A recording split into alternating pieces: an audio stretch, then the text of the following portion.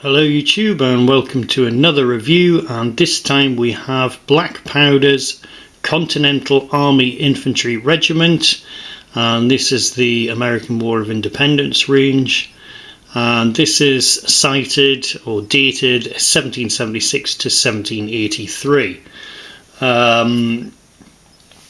Obviously you can use this set 1775. I don't quite know why we get that dating, but that's what Warlord games are putting when the range starts. I mean, probably because the Continental Army really wasn't up and running sufficiently enough at that time. I mean, uniforms were scarce, so that's probably the reason why.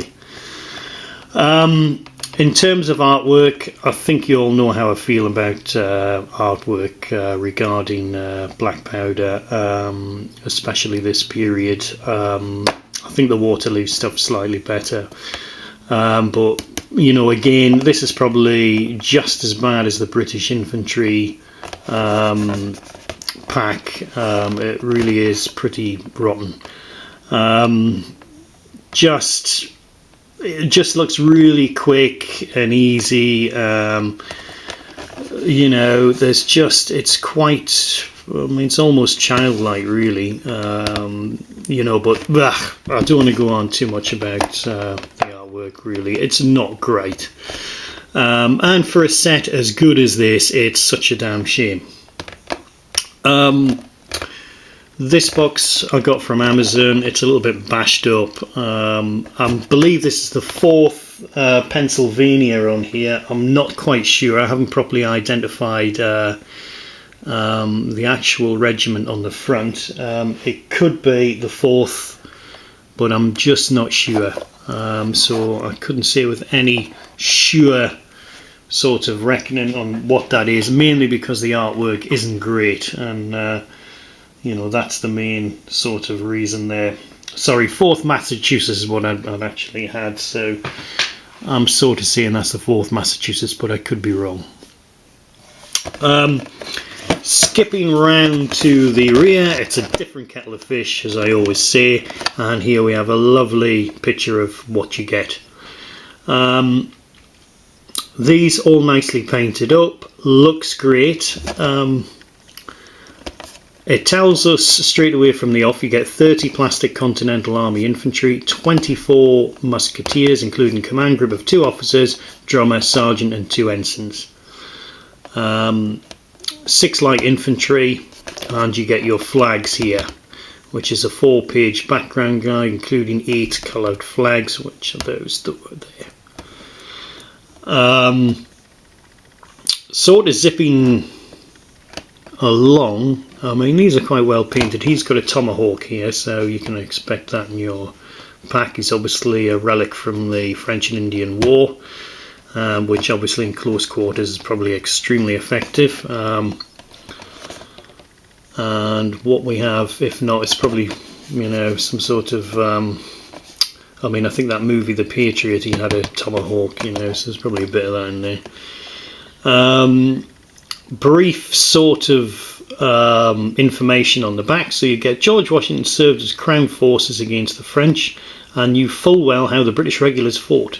He also knew that his militias and Minutemen, although numerous and individually brave, would not stand against the British Redcoat regulars. He therefore formed a regular force, the Continental Army, that would be thoroughly drilled and fight in the European manner of massed ranks. These regiments, when combined with militia units, gave Washington a solid force that could and did stand toe-to-toe with the British soldiers. It was these regulars that ultimately won the war for the Americans. Not so sure about that, because all of them did their bit there, and obviously a bit of outside help from the French. But still, you need an army, and these were the guys who did it, and it wasn't easy for them. So without, oh yeah, here we go. This box set allows you to make regular infantry right and light infantry left.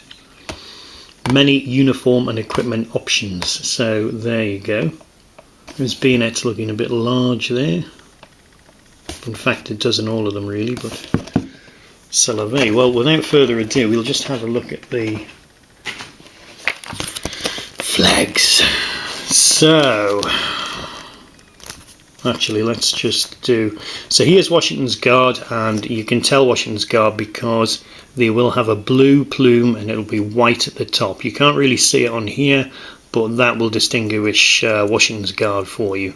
Normally khaki brown pants. In fact, I don't know them in any other design, but khaki brown pants, blue tunic, etc, etc.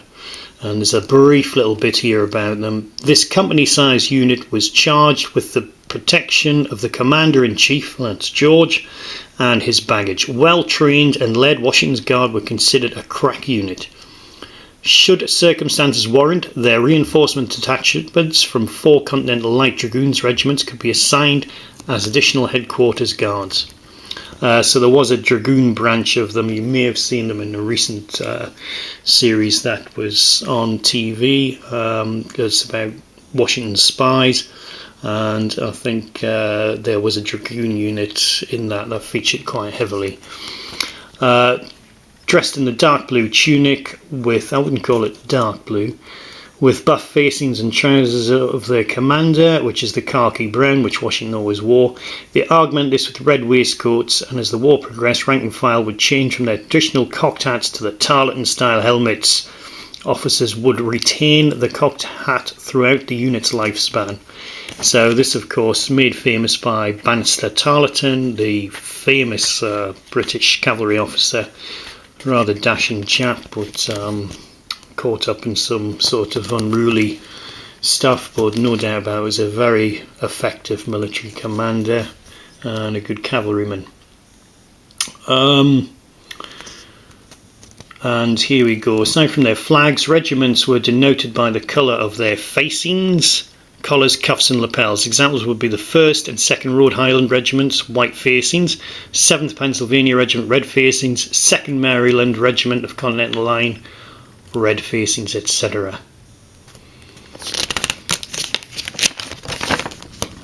Open it up and there you go. Now, as well as obviously you've got the lovely tarleton helmets, you've got the sort of stovepipe hat which this light infantry officer has, and you also have a rounded hat which is up in that top corner there, and these hats were quite popular with a lot of the other regiments as well. Now they're not featured in any of the pictures here, but they are there, so, and I think there's probably about 6 of those, so there might be more. 1, 2, 3, 4, 5, 6, 7, 8, 9, 10. There's about 10 of those. Yeah, there's about 10 of those, so that gives you even more options, to be honest. So that helps you in forming. You know, yeah, it would take you a few boxes to get a decent regiment together, but you know, you could then run with, say, if I've got here, and if I look in my book, Spencer's Additional Continentals had that kind of hat. We've got Hartley's Additional Continental Regiment had that hat, and Lee's Additional Continental Regiment had the same hat. So a bit, I think the latter had a feather through, which might be difficult to show up on that, but yeah, so that'll probably be the extras that they mean. I won't run through too much of the parts and things like that, or these. Red tunics worn by the drummers and the fifer, seemingly that was to make them easier to see in the heat of battle with all the musket smoke and what have you, although you wouldn't want to get stabbed because they think you're a red coat or something. That might have happened, who knows. But normally these guys seemingly were quite informed with events of what's going on, and that made them easier to find. So that's the little bit of information it's actually given you there. So let's have a look at the flags. So the flags have been investigated by the same guy who checked the Prussian flags, and I believe, what does it say? Flags researched by the courtesy of Dr. Leslie Prince. So he did the Germanic flags. He's probably done the British ones, but I haven't checked. But I know he did the Germanic flags, which I've already covered.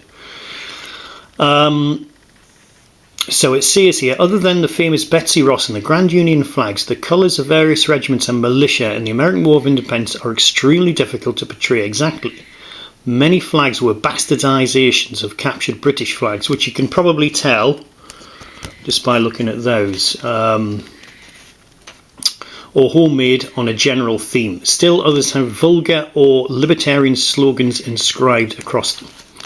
As such, we have provided the Grand Union, the Betsy Ross flag and the somewhat conjectural colours of General Washington's headquarters. In addition, we have generic plain fields with the striped cantons, which will reflect the American struggle for liberty. You are free to use these as they are presented, and to add slogans and ciphers as you see fit. So basically, they're unsure what you may want to do with these flags, as well as in general, they can't put their hand on heart and say, look, this is exactly how this flag would look. So you probably have to do a little bit of homework there. Kind of nice, you can put your own slogans on there, but I'm very sure there's other flag companies out there you can use which probably have ready to made sort of flags which you can use. There's quite a number of companies do it now, I think, so you can investigate that. There's the old Grand Union, which I really like. George Washington's headquarters flag, blue and white, obviously just like the plumes on their general staff and the guard. Striped canton, light blue field, various Continental Militia regiments. Striped canton on green field, Continental Militia units, various. Striped canton, dark blue field, various. So they're quite self-repeating. But that is what you get. Now, showtime, because we have the sprues. So let's kick off with what I will say, bases. So unlike where they've put an extra sprue in there, they've done them in a separate bag. Now these are looking stupendous. These do look really nice. This is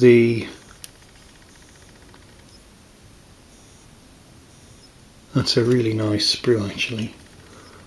So I don't know whether you're getting this. This is obviously the infantry sprue, and we have a nice, this might be a light group, and maybe they've got the pouch here on the front for quick firing. Very, very well detailed.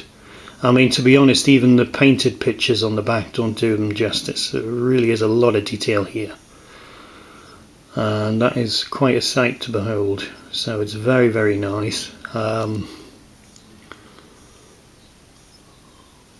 Loving that, and there's lovely spats on there. See that?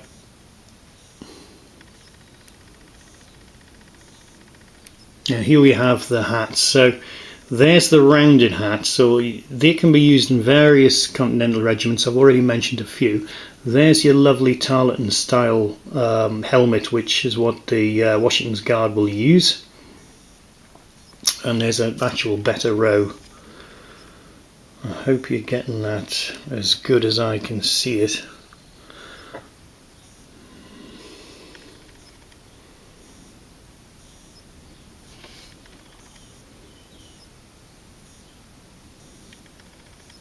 They are really, really well detailed. Everything is well detailed on this. I mean, it's just really, really good.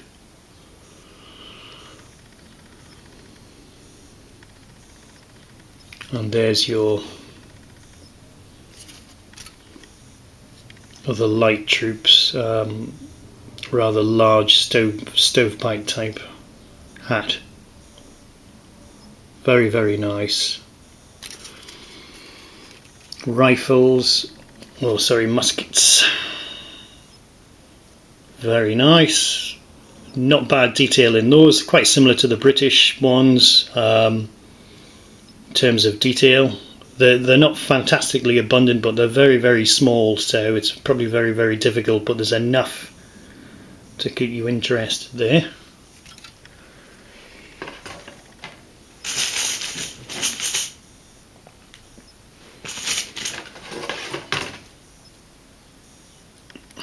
Officer Sprue.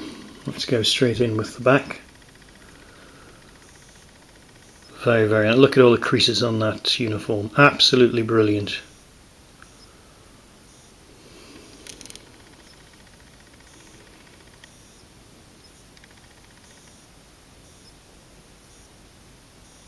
Really, really nice. Flip over.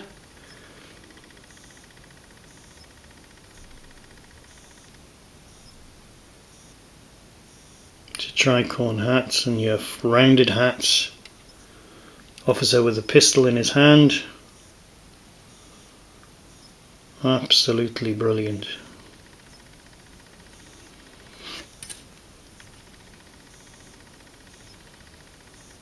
Muskets with the bayonet attached.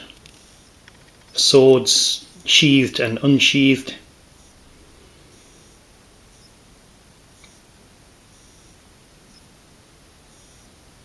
Very, very good. Absolutely excellent. So yeah, there's only 3 sprues in this one, which obviously they decided it was just not worth doing a whole sprue of bases and just easier to drop these in the box. So all in all, there are so many regiments that you could paint up, it's just unbelievable, and they've given you in this set enough room to do that. Providing you buy enough of them, you know, you could really go to town. There's so many regiments. I mean, there's a regiment here. We've got Samuel Webb's, and it's actually Webb's Additional Continental Regiment, and they use captured British uniforms to dress their men, which obviously they were aghast at the time, but Washington finally gave it his seal of approval to do that. So that could create all sorts of problems, and you know, it may just look quite unique on the battlefield, but goodness me, we have just got loads and loads of information in this. So all in all, I think that is a cracking set. I think I've got another review to do of the militia, and then I think we've got Indians to do, so they'll be the ones to cement this review block which I've done on the American War of Independence. So very happy with that, and I will conclude this was the review. Black Powder's Continental Army Infantry Regiment, American War of Independence 1776 to 1783. Thank you for watching. I quite enjoyed this review. I would have liked to have done it longer, but this is cut out twice already, just me going over 20 minutes for some reason. So thanks very much for watching, and see you soon.